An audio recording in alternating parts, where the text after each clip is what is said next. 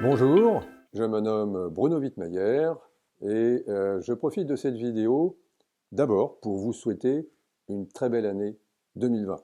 Qu'elle vous apporte bonheur, joie, prospérité à partager avec tous ceux qui vous sont chers. Cette vidéo, elle est pour vous de telle façon à ce que je puisse partager les raisons pour lesquelles nous ne sommes pas présentés aux différentes réunions du conseil municipal entre 2014 et 2018. Donc on se repositionne maintenant en 2014. Nous sommes au lendemain des élections municipales. Pendant toute la période électorale, nous avons relevé un certain nombre d'éléments qu'on a considérés comme étant contraires au code électoral. Dans les 10 jours qui ont suivi ces élections, on a transmis au tribunal administratif un dossier de 300 pages portant principalement sur 7 points en écart, en tout cas à considérer en tant que tel par rapport au code électoral.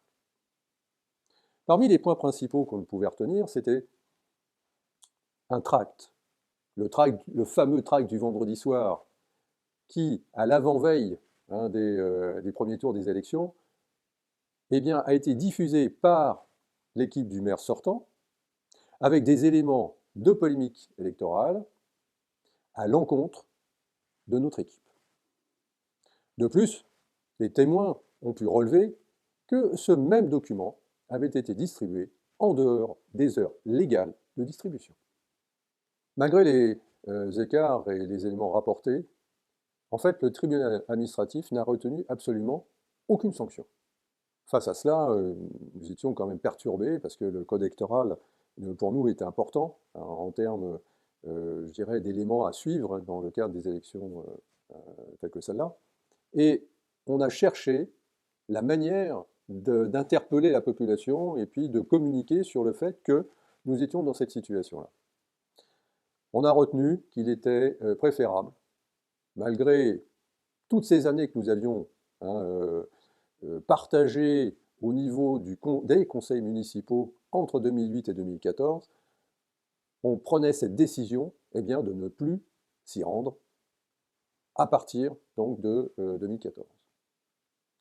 C'était une décision un peu compliquée à prendre, on l'a bien partagée entre nous, et finalement on l'a retenue à l'unanimité comme étant une nécessité pour éviter de se retrouver aussi dans un conseil dans lequel on ne se sent pas réellement écouté. On a pu voir au cours des années précédentes que l'on pouvait pourtant apporter des propositions, des choses intéressantes, et que même la voix à travers nous des Osoriens n'était pas du tout entendue. Alors, pour officialiser tout ça, en fait, on a écrit une lettre au préfet de Seine-et-Marne.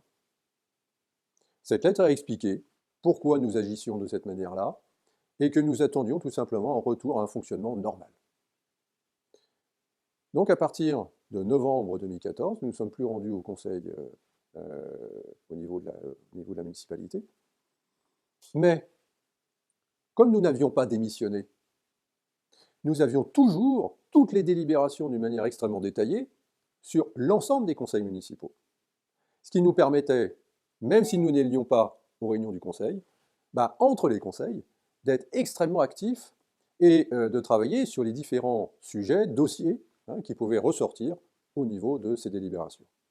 Alors entre 2014 et puis 2018, il y a eu un certain nombre de dossiers majeurs qui ont été traités, et en particulier celui qui a fait l'objet, je dirais, d'échanges médiatisés, c'était les conditions d'achat-vente d'un terrain boisé classé derrière le campus Sainte-Thérèse, à l'est de la ville.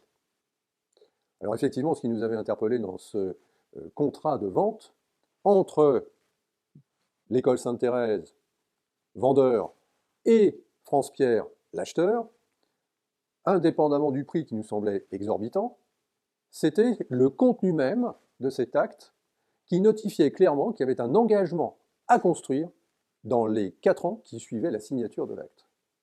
Alors pour un terrain boisé classé par nature, c'est inconstructible.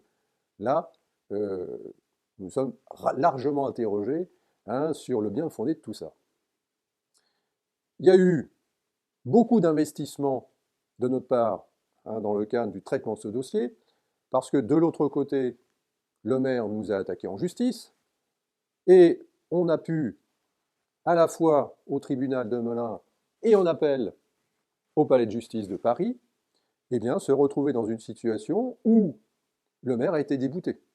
Et en définitive, bon, ça a été un excellent moyen d'échange pendant toute cette période-là sur ce sujet très fort entre d'abord brigade financière, la justice, les médias. Mediapart en a fait largement, hein, de larges articles, hein, sur le sujet.